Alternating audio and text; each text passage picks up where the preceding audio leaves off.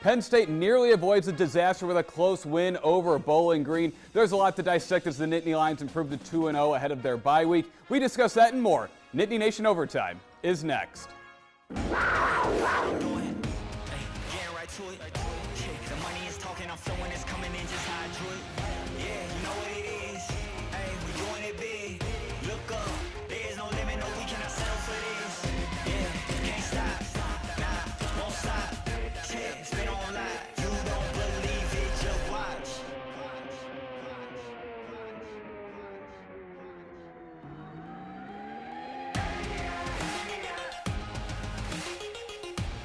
Welcome into another action-packed episode of Nittany Nation Overtime. I'm your host, Ryan Risky. I'm joined by the Nit Wits, Mark Brennan, Neil Rudel, and former Nittany Lion captain Mike Irwin. And guys, a nail-biter there for Penn State. And just what are your general thoughts on how close this one was?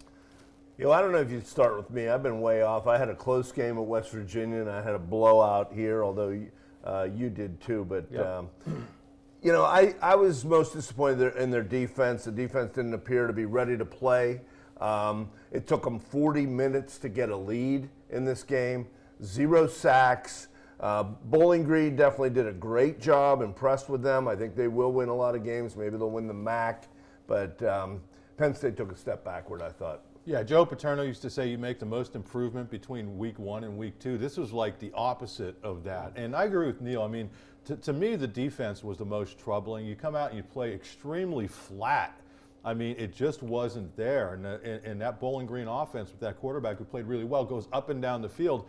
The offense, it was like fits and starts. So the defense was not good in the first half and then really picked it up in the second half. The offense, up, down, up, down, up, down, up, down.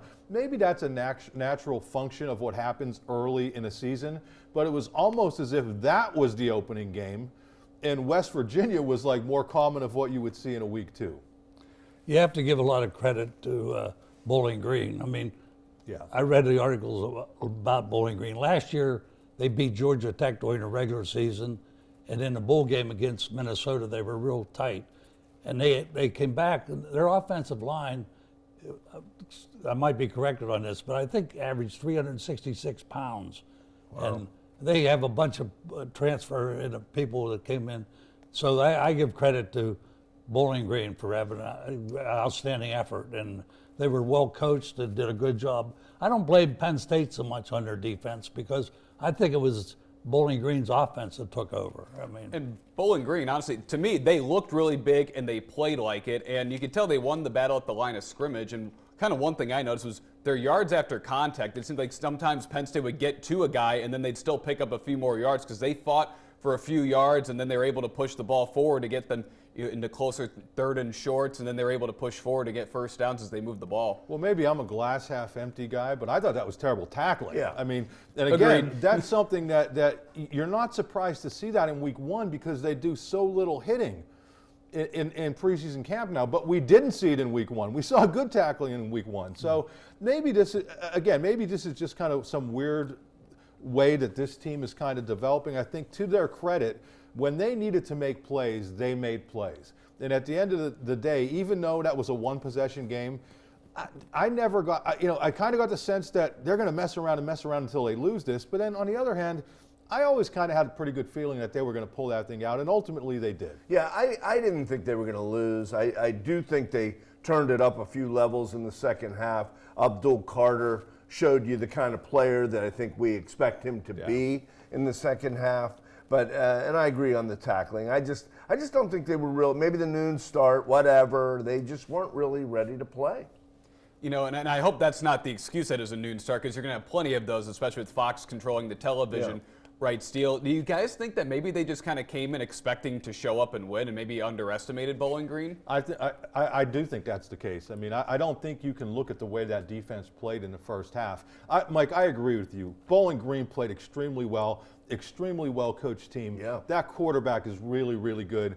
But when you see what the Penn State defense did in the second half, I mean, clearly they were good enough to not necessarily shut them out, but to play much better than they did. Giving up 24 points is kind of ridiculous. but you know, you look at that quarterback the first half, and he was right on. His accuracy is 100% probably. He was like 16 for 21 He's great. In passing, and The other guy that did a good job for them was Fannin. Fannin. He had, 11 catches or something as a tight end.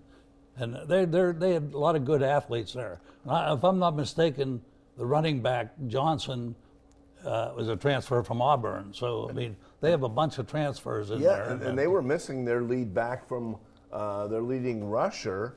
So, yeah, and you know what? Hey, Notre Dame lost. So you're seeing around the country maybe some uneven. Oregon looks already like maybe one of the more overrated teams. They've had to scramble 2 weeks in a row. So, hey, Penn State, as James said, they can build on a win, which is a lot easier than the alternative. Yeah, Penn State had the worst performance of a top 10 team for about an hour. And then sooner or later, somebody else is going to come and actually lose. And like you said, with Oregon, they were in like a dogfight with Boise State. And Texas beat Michigan, and then Iowa, who's also was ranked in the top 25, they blew a double-digit lead to Iowa State. So it was kind of a funky day overall for college football. So, as these guys said, at the end of the day, a win is a win. They have the bye week to try to figure out what happened to get ready for Kent State. Yeah, and hey, Kent State, how about a shout out to St. Francis? Yeah. Goes and has their first win over an FBS program. Chris Valerio has done a great job. It's kind of interesting locally because Kent State will be now playing Penn State. Jeff Hohenstein, the great quarterback from Central, stepped in as well. So, but to Ryan's point, I don't love this bye week being now. I think this, and there's nothing you can do. It's the way the schedule breaks out. But I think this Penn State team really needs to play again as quickly as possible, or it would be good if they did, and it just didn't obviously happen. Well, maybe they'll set up a scrimmage for Tuesday. There you go. I'm sure they'll let us in. Yeah. I was just mentioning these guys before the show that when I was down at Penn State 60 years ago. You look good, Mike. But the schedule, we had one lightweight, I would say, in our whole schedule. We played the Marylands and the West Virginias and the Pitts and the Army and Navy. But Kent State was one of the teams on our schedule that the only team I remember that wasn't the high level, Division I top level team, and all the other ones were. Yeah. So I don't know, playing all these patsies, is that good for the fans? Or is that good for the team, or who's it good for? It's good for the Athletic department. Yeah, exactly. Well, they're making a lot of money. It's good for Bowling Green to pocket $1.5 million. Coffers. And hey, unfortunately, you weren't in the Big Ten at that time, so the schedule was a little bit different, and it is front loaded with. Although I don't think you have to apologize for West Virginia, but certainly Kent State, and you're going to have a couple MAC schools. But Joe Paterno, if he had his wishes, would be playing those teams today and have a separate league than the Big Ten. That's right. Well, anyway. So obviously, you hope that show. things change in a couple weeks against Kent State, and defensive concerns aside. Except we are going to talk about the offense when we get back from a break. We'll be right back on Nittany Nation Overtime.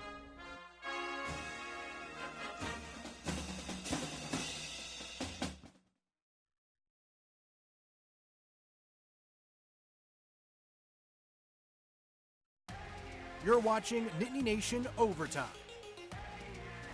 Welcome back into Nittany Nation Overtime. Ryan Riskey joined by Mark Brennan, Neil Rudel, and former Nittany Lion captain Mike Irwin. Guys, obviously there were defensive concerns. However, offensively, I thought they played pretty well. Yeah, what about Tyler Warren? Yeah. I mean, Penn State has had a lot of good tight ends through the years, and for this guy to have the most receiving yards in a game ever by a Penn State tight end. And listen, that wasn't some wild passing craziness. They threw 20 passes in the game. Right. He's targeted 8 times, has 8 catches, 7 for first downs. I mean, when the NFL Combine was going on and Theo Johnson was there, a lot of those scouts were saying, hey, Theo Johnson's good. Look out for Tyler Warren. For him to come back for this team was huge because obviously he's like a safety valve there for Drew Aller. Aller's very comfortable with him. It'll be nice if they could expand the targets as the season goes along, but right now to have him is unbelievable. Right, and they only completed 13 passes, and 8 of those were to Warren. Yeah. hey, they were great on first down. I mean, I found this stat today. I couldn't believe it. Penn State's, I think, 438 yards.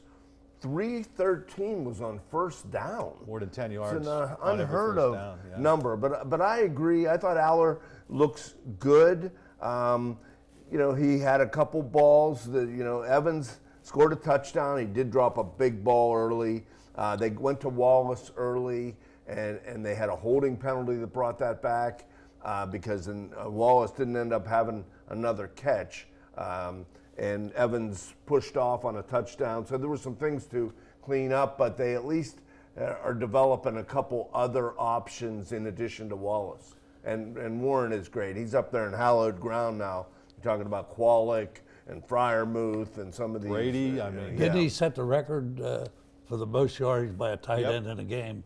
And really, he, out of 20 passes that Aller threw, he completed 8 to Tyler. I mean, Right. Aller's only thrown 37 passes, which is less than 20 per game. So, again, a lot of those passes had picked up big-time yardage. You know what I like that Kotelnicki's doing with Aller? He's given him a chance to make mistakes and learn. I think last year they dialed things back so much and played it so safe. They didn't take the deep shots. You know, what Aller said after the game that he just misread the coverage on the interception. That's a learning experience. Yeah. When they get into a tight game against an Ohio State, he's not going to make that same mistake. He also had that terrible sack that he took. Just can't do it. But he's learning.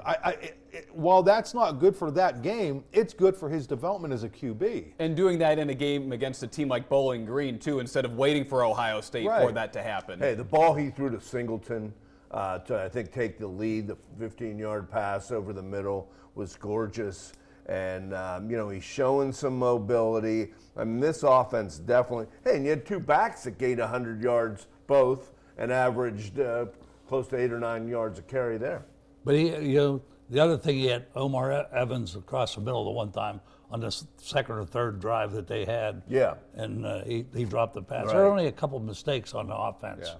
Yeah. And Aller's 2 mistakes, the one that's scrambling and the throw into the end zone that was underthrown. But like Mark said, he's learning from that. And that's good. I'm sorry, Mike, but Singleton, you know, we talked about it last week. The change in that kid since the change in coordinators has been unbelievable. This is now 5 games. He's rushed for over 100 yards in 3 of them, and you're seeing what he's able to do as a receiver as well. And those guys are blocking well. Katron Allen, he looked a little down in the dumps after the West Virginia game on the sideline. He looked like a refreshed player. So, again, they have those core weapons that are playing really well, but they have to expand it out a little bit. Julian Fleming had 1 catch for 3 yards. Like to see him get the ball a little bit more, and maybe some of those younger receivers as well. I thought the offensive line last week against West Virginia in particular, but up the gut, Dawkins appears to be doing a good job. I mean, they were kind of mushing them at times. You have that kind of yards per carry average. The offensive line deserves some credit. And you're rotating in Rucci and you're rotating in Cooper Cousins, and I think they're doing a really nice job kind of spreading the wealth on our offensive line and keeping guys fresh. And one thing that I kind of like, the way the offenses can move quickly if it needs to. Last year, I don't think they could have done that, pick up big chunks, because I think at the end of the first quarter, Bowling Green had controlled the ball for 11 and a half minutes, and Penn State was like 3.5, and it wasn't because the offense wasn't doing anything. They were just moving the ball so quickly. Yeah, I mean, they're showing that they can win in some different ways. I know it's only 2 games so far, but I think everybody is impressed with Kotelnicki in terms of how they get the ball to people that you didn't see some of these plays last year. Yeah, only 2 of 9 on third down, Right, though, but that's mitigated some by the damage they were doing on first down. When you're gaining over 10 yards per first down, that's skewing those third down stats. You know, I think the one disappointment was when you got in the second half, I think the offense stalled and had a couple empty series there. That's with what a I chance meant to put it about away. the up and down nature of it. They got to be a little bit more smooth. But again, that's a new offense. So I think overall 2 games, very good. Again, I think the one thing we've seen, this is going to be a fun offense to watch, and we might only be scratching the surface on what Andy Kotelnicki has planned. And Singleton and Allen both had 100 yards in both games now.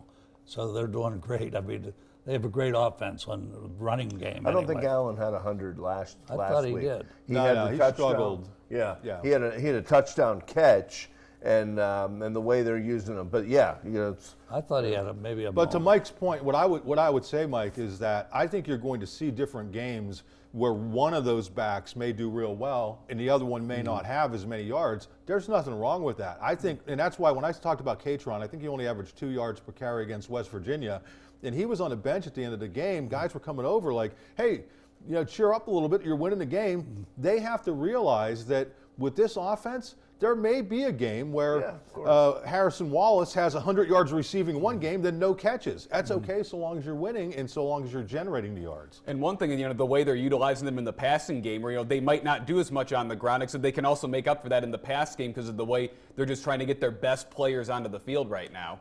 Yeah, and they're doing a nice job with Prabula. I mean, they're decisive. Yeah.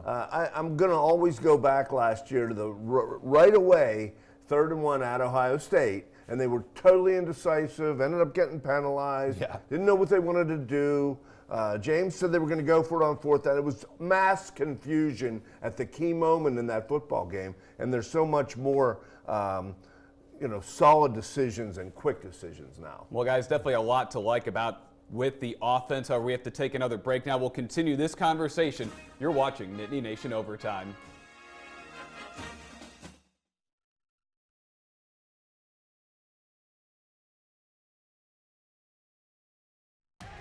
You're watching Nittany Nation Overtime. Welcome back into Nittany Nation Overtime. Ryan Riskey joined by Mark Brennan, Neil Rudel, and Mike Irwin. And guys, we were just talking about the offense. And I had one last thing I wanted to point out is, I know I brought this up last week. Nick Singleton's longest run last year was 24 yards. He has 3 already this year that are more than 40. Yeah. Yeah, and has he lost any weight? He just has an extra He looks gear. faster. Yeah. But he's pushing 230, so Yeah. he's just big and fast, and so is Catron. I mean, both of those guys are big and fast. Their longest run last year was 50 yards, and that is going to go down at some point during this season. Right, and it's good to see. We're seeing that explosion that they had from their freshman year that we just didn't see last year. Well, and I think part of it is that their opposing defenses have other things to worry themselves about, and they're not being as predictable as they were last year. I think people were able to game plan against Nick Singleton. It's not as if with 2 games to go in the regular season last year, some magic button came on. They changed coordinators and gave him more opportunities to do what he's doing. But their offensive line has something to do with it. I Sure, mean, yeah. they're playing great right now, and if he gets into the secondary, look out, he's gone. That was the button, the eject button. Hey, how about Zahedek? Oh, absolutely. Switching over to special teams, he made both field goals and all 4 extra points. Yeah, I mean, that's a guy, I mistakenly said last week, I think, that he had missed all of his field goals in his career. As a freshman, he was 1 of 2, but that one was a 20-yarder. So last year, misses 2 field goals against West Virginia, is pulled in favor of Falcons, never gets a shot. This year, misses 1 against West Virginia. I'm so glad they stuck with him. Yeah. Because you've been there, Ryan. You see him in practice. When he's kicking in Haluba Hall, it's like thunder coming off of his left leg. And he has the talent. They don't give you a scholarship unless you're really good. And I'm glad they gave him the opportunity, and it was so nice to see him come through in a situation, in a tight game. This wasn't a blowout. These were important kicks. They win by 7. He had 6 of them in the extra points. Yeah. Well, he put them up 3, and then at the end they scored another touchdown.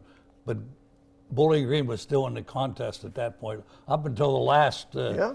The I mean, it was a 3-point game with 5 minutes to play. I don't think the outcome was so much in jeopardy, but hey, it was a 43-yard shot too. Ended up being his first field goal. High pressure situation too. Yeah. This wasn't the blowout that everybody expected it to be. Yeah, Riley Thompson continues to play really well. And how about a shout out to Kobe King? You put a linebacker on the hands team, and he was hilarious after the game in the media room. He's like, "Oh yeah, I have great hands. I have some of the best hands on the team." Well, he showed it, and that was a big. that was key That because kick took a that- huge bounce too. Yeah. Right. That was a good onside kick, and it was really his jump that corralled. And I thought Caden Saunders, he did fumble. He has to clean that, huh? He redeemed himself. Right, but yeah. he also came aggressively up and fielded a kind of a low line drive punt that if he doesn't, it could be back there another 15 yards. Yeah, I mean, obviously, a lot to like here on special teams, and I guess I want to get your guys' opinion about the confidence that James showed in Sander to give him that extra shot that he didn't get last year. Yeah, well, I mean, they only took 2 kickers to West Virginia. Meyer, the transfer, was the other one, and I guess Ryan Barker, the walk-on, is also in it. But again, this is your scholarship guy. You stick with him, give him the opportunity, and it paid off, the confidence. Yeah, we asked James about that on Monday, and he said he's going to make the next one. So he did show a lot of public confidence. Just for you, because you would know. I noticed Grunkenmiller was on the questionable list of the availability. Seriously, who would be their third then? Grunkenmiller? Well, Grunkmiller. Well, I don't know. Help. Oh my God. God, let's critique that. No, actually, so the. How do you pronounce his name, Mark? You're throwing me off. The Jack Lambert would have been the third quarterback to walk on, not the Jack Lambert, the walk-on quarterback Jack Lambert, because Jackson Smolik, I think, is still banged up and coming back from an injury. So that's who would have been their third quarterback. I was curious because I thought when the list is put out, they put an availability sheet out now. Everybody kind of has to. When I saw he was the freshman, Grunkmiller was on there, I said, well, who's the third? Because maybe this is a game the third could have got in if things would have gone according to the 34-point plan. Let me say this. These are the best special teams we've ever had down at Penn State. And James Franklin, to his credit, recruits all these special teams guys. And I really think that this is the most talented team we've had maybe ever. You know, that's a big statement, Mike. Yeah, it definitely could be true. Anyways, so we have one thing left to do on the show, and that's crown the Nitwit of the Week. We'll get to that when we come back from break. You're watching Nittany Nation Overtime. Don't miss a minute of Nittany Nation Overtime, now also on Apple and Spotify.